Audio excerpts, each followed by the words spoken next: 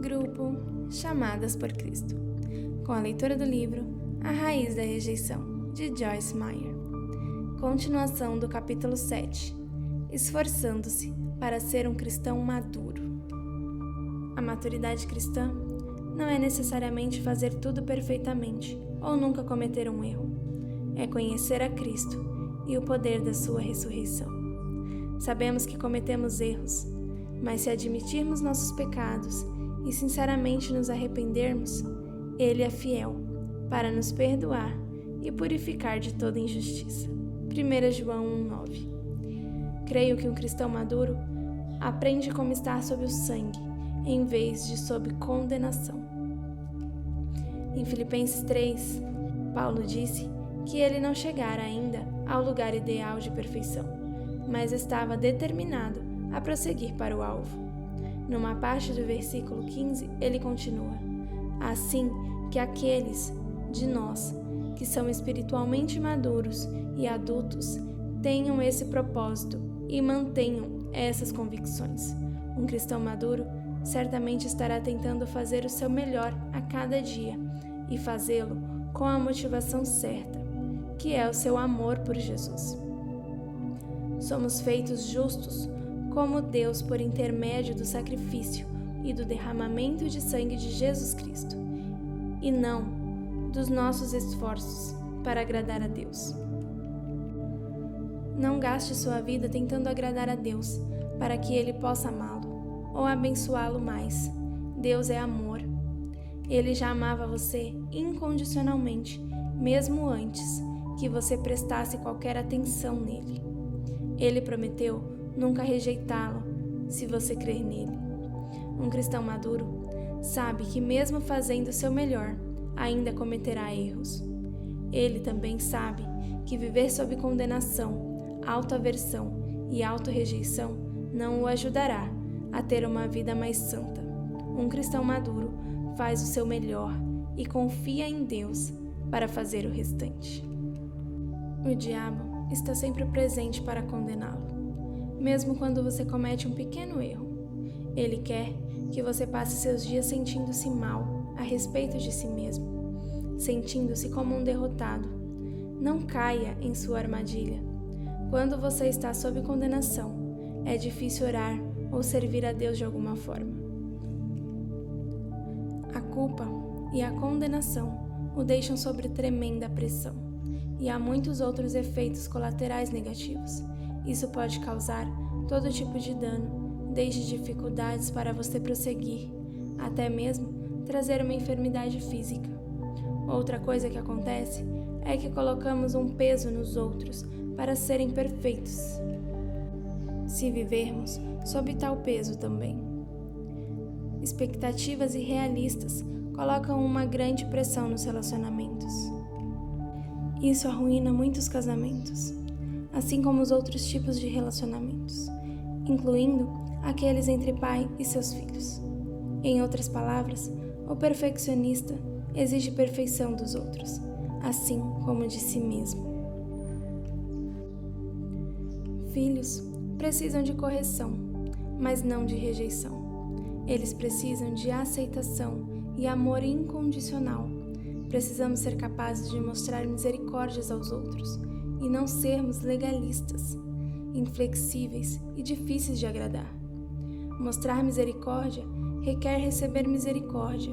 Lembre-se de que se você é excessivamente duro consigo mesmo, isso pode levá-lo a agir da mesma forma com as outras pessoas.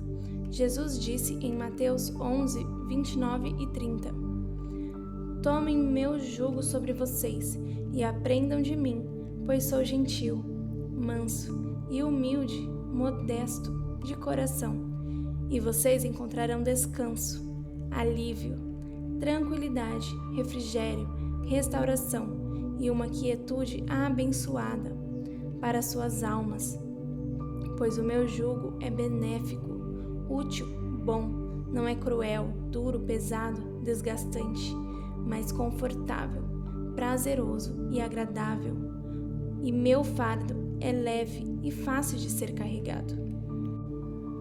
Nunca devemos tentar colocar um jugo sobre nós mesmos ou sobre alguém, mais que o próprio Jesus não tenha colocado. O Espírito de Jesus é paciente, longânimo, indulgente e lento em irar-se. Temos seu Espírito em nós e podemos aprender a nos comportar da forma que Ele o faria nos relacionamentos. Você quer descobrir se é um cristão maduro? Viver sob condenação não é um sinal de maturidade. Maturidade exige que sua atitude seja: estou prosseguindo para o alvo da perfeição. Não cheguei lá ainda, não o alcancei, mas me mantenho prosseguindo para o alvo. Tomei uma decisão de que não vou viver sob culpa e condenação. Não vou viver constantemente tentando imaginar o que está errado comigo. Uma coisa faço: esqueço-me daquilo que está para trás, meus erros, e prossigo para o que está adiante de mim, a grande vitória sobre a carne a cada dia. Lembre-se de que a condenação é um sentimento que o diabo produz quando cometemos erros, e recebemos tal sentimento como verdadeiro. Se não soubermos que nosso valor e dignidade estão em Cristo e não em nossas obras, vivemos pela fé e não por sentimentos. O que é perfeição aos olhos de Deus? É um coração perfeito diante dele e ser uma pessoa que quer fazer tudo corretamente e está prosseguindo para o alvo, que ama Jesus de todo o seu coração. Li um artigo interessante recentemente, que diz que muitas pessoas amam a Jesus, mas elas não estão apaixonadas por ele.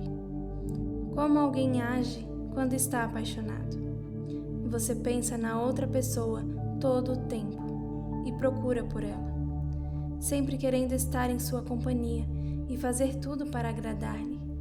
Eis como devemos ser com relação a Jesus. Precisamos estar apaixonados por Ele, porque Ele morreu por nós na cruz. Devemos procurar por Ele como a corça busca pelas correntes das águas. O Salmo 42:1 diz: assim como a corça anseia pelas correntes das águas, assim espero e anseio por Ti, ó Deus. Deus está buscando pessoas com corações perfeitos, não com um desempenho perfeito. Nós nos preocupamos mais com as nossas fraquezas do que com Ele. Ele sabe que nossas fraquezas são simplesmente lugares onde Ele pode mostrar-se forte em nós. Rejeitamos a nós mesmos e aos outros por causa da imperfeição. Outras pessoas nos rejeitam por causa da imperfeição. Deus nunca nos rejeita por causa das nossas imperfeições e fraquezas. Confie nele. Paulo ensinou aos Gálatas sobre a liberdade deles em Cristo, que seu valor estava em Cristo e não em suas próprias obras. Eles aparentemente tinham recebido alguma revelação dessa verdade e estavam começando a caminhar nela e a desfrutá-la. Contudo, o diabo não desistiu deles e nem desistirá de você. Ele tentará constantemente levá-lo de volta a estar sob a lei que obtém perfeição por seguir todas as regras, regulamentos e nunca cometer um erro. Paulo os instruiu não somente a se esforçarem para ser livres, mas também não perderem a libertação e a liberdade já conquistadas. Eles tinham recebido certa medida de liberdade, e então Paulo percebeu que eles estavam mudando e voltando para o lugar de origem. Eles estavam desistindo da sua liberdade e voltando para a escravidão da lei. Ele disse em Gálatas 3:1: Ó pobres, insensatos e tolos, Gálatas, quem vos fascinou, encantou ou enfeitiçou? Sim, Satanás tentará impedi-lo de ser livre do medo da rejeição e do medo da imperfeição. Seja qual for a liberdade que você obtiver, ele tentará roubá-la novamente. Essa é a razão pela qual vivo repetindo as mesmas coisas neste livro, de diferentes formas. Sei que é necessária muita revelação para trazer completa libertação àqueles que estão em armadilha por causa da aceitação por meio do desempenho.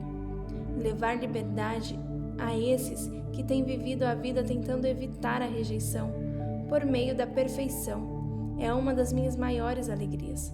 Sofri muito nesta área, por isso tenho prazer em ajudar outros a enxergar a verdade. Gálatas 3:2-3 diz: Deixe-me fazer-lhe essa pergunta. Vocês receberam o Espírito Santo como resultado de obedecer à lei e fazer suas obras? Ou foi ao ouvir a mensagem do Evangelho e crer nela? Foi ao observar a lei de rituais ou pela mensagem da fé? São vocês tão tolos, insensatos e loucos? Tendo começado sua nova vida espiritualmente com o Espírito Santo, estão vocês agora alcançando a perfeição para depender da carne? Paulo estava ensinando a esses cristãos que eles não tinham mais de viver sob a lei, porque eles estavam agora vivendo na dispensação da graça. E assim é conosco. A dispensação da graça é um período de tempo em que as pessoas não têm de viver sob a lei para obter a perfeição. Deus escreve sua lei no coração e na mente delas e coloca seu Espírito nelas. Sua perfeição será encontrada somente em Cristo, quando você coloca sua confiança nele e passa a depender dele. O tempo a respeito do qual eles tinham lido enquanto viviam na antiga aliança chegara, mas ainda tinham dificuldades em crer nisso e aderir a esse novo tempo. Por quê? Penso que a mensagem do Evangelho é tão simples que buscamos algo mais complicado.